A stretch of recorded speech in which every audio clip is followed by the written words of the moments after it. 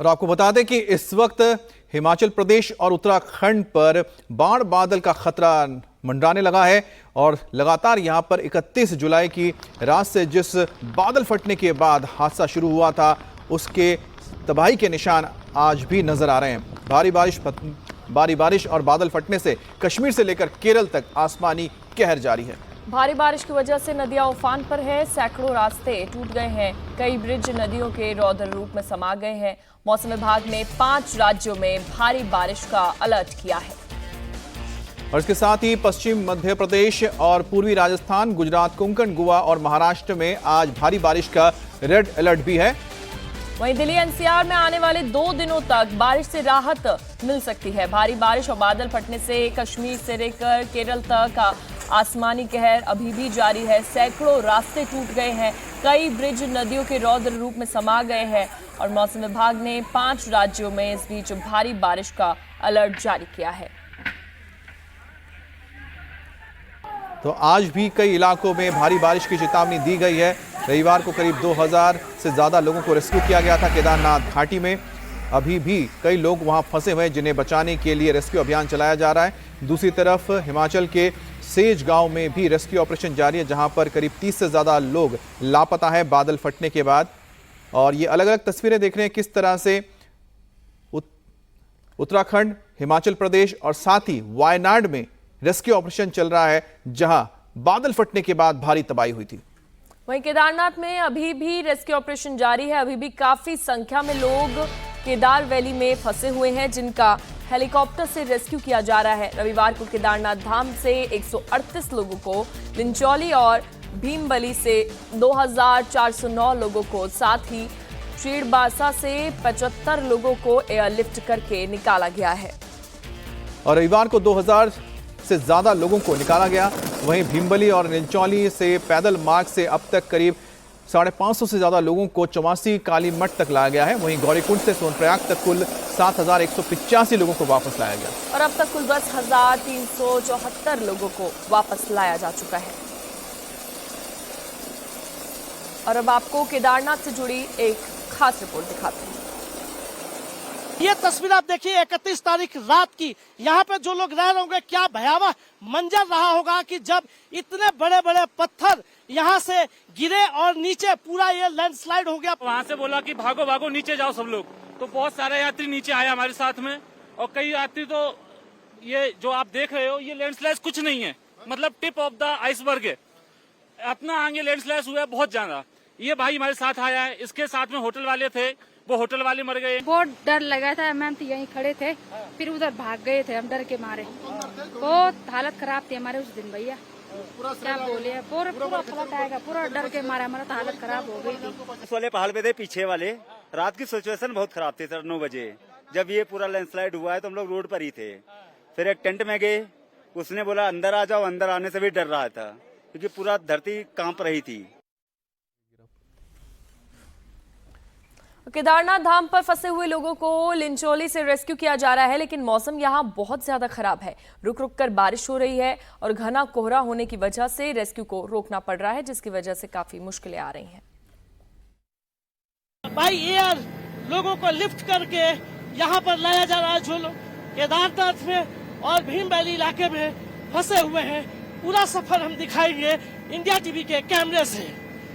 आप देख सकते हैं ऊंचाई पर इसी हेलीकॉप्टर के जरिए जो लोग फंसे हुए हैं इस केदारनाथ आपदा में, उन लोगों को रेस्क्यू किया जा रहा है और रेस्क्यू करके लगातार बाहर निकालने की कोशिश की जा रही है।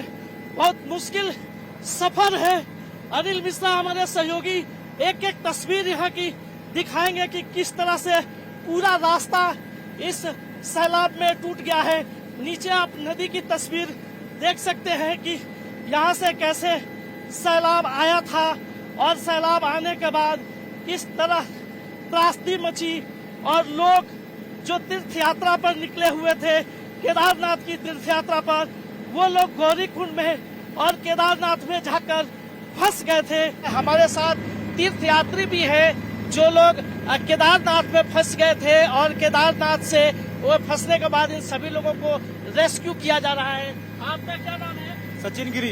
कहाँ से कैसे फंस गए थे आप? हम गाजियाबाद के रहने वाले हैं। हम यहाँ पे घूमने आए थे फैमिली के साथ। जिया जी थे, दीदी सब आए थे यहाँ पे घूमने के लिए। तो यहाँ पे हमने दर्शन कर लिए अच्छे से। उसके बाद बारिश अचानक से शुरू हो गई, जिसकी वजह से लैंडस्लाइडिंग हो गई काफी जगह। जितनी जगह झरने आ रहे हैं वो सारे रास्ते टूट चुके थे। फिर बीच में जो रास्ते थे उनपे एनडीआरएफ वालों ने रेस्क्यू करवा के पार करवाया। सब जितने भी बोले थे यहाँ पे, जब सबको पार करवाया। अभी यहाँ पे रुके हुए हैं 3 दिन से हम यहाँ पे। देख सकते हैं कि किस तरह से यह लैंडस्लाइड हुआ था ठीक इसी जगह पर, और लैंडस्लाइड के बाद जो संपर्क था, रास्ता था, वो टूट गया था। उसके बाद से जो लोग फंसे हुए थे उन सभी लोगों को एक एक करके रेस्क्यू किया जा रहा है। सरकार की प्राथमिकता है कि सबसे पहले जो महिलाएं हैं, बुजुर्ग हैं, बच्चे हैं, उनको रेस्क्यू करके लाया जा सके। कुल्लू में बादल फटने के बाद नींद का रौद्र रूप देखने को मिल रहा है।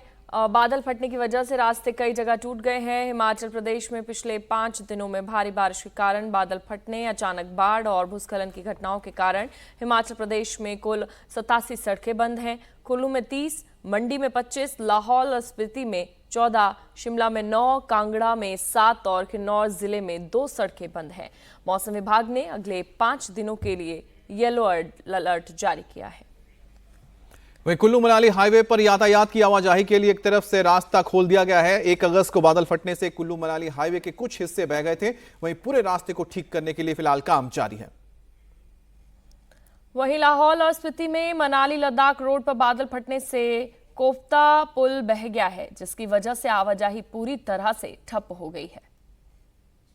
ये तस्वीर हिमाचल के समेश खड्ड की हम आपको दिखाया है, जहां पर इस वक्त जो फोर्सेस हैं वो रेस्क्यू ऑपरेशन चला रहे हैं। एक अस्थाई ब्रिज के जरिए दूसरी तरफ फंसे लोगों को सुरक्षित जगहों तक पहुंचाया जा रहा है और साथ ही यहां पर सर्च ऑपरेशन भी जारी है। 31 जुलाई इसी गांव में बादल फटा था, पूरा का पूरा गांव तबाह हो गया था। आज जो यहाँ पहाड़ की बड़ी बड़ी चट्टानें नजर आ रही हैं, वो 31 जुलाई के पहले नहीं थी। यहाँ घर, मकान, दुकानें थी, लेकिन सैलाब ने घरों को जमींदोज कर दिया। 3 से 4 मंजिला घरें भी चट्टानों के नीचे दब चुकी हैं। वहीं महाराष्ट्र के पुणे में भी लगातार बारिश हो रही है। उसके बाद हालात वहां बेहद खराब बने हुए हैं। बांधों में तेजी से पानी का लेवल बढ़ रहा है। प्रशासन ने 45,000 क्यूसेक पानी मुथा नदी से छोड़ दिया है। और गुजरात के वलसाड़ में पिछले 3 दिनों से भारी बारिश हो रही है, जिसके चलते औरंगा नदी उफान पर है। जिले के निचले इलाके कई फुट पानी में डूबे हुए हैं और इलाके से लोगों को अब बचाया जा रहा है। इलाके से लोगों को रेस्क्यू किया जा रहा है। अब तक इस बीच 150 से ज्यादा लोगों को सुरक्षित जगहों पर शिफ्ट किया जा चुका है। लास्ट 3 दिन से वलसाड़ डिस्ट्रिक्ट में हैवी रेनफॉल है, उसकी वजह से हमारा औरंगा नदी में उफान ऊपर है। अभी हमारा जो लो लाइन एरियाज है वहाँ पर पानी भरते हैं, उसकी वजह से करीबन 150 से ज़्यादा लोगों को हमने स्थलांतर करवाया है वहाँ से। हमारी वहाँ टीम काम कर रही है, एनडीआरएफ पर वही है, सेम वे एसडीएम, मामलतदार और हमारा चीफ ऑफिसर सब वहाँ पर काम कर रहे हैं।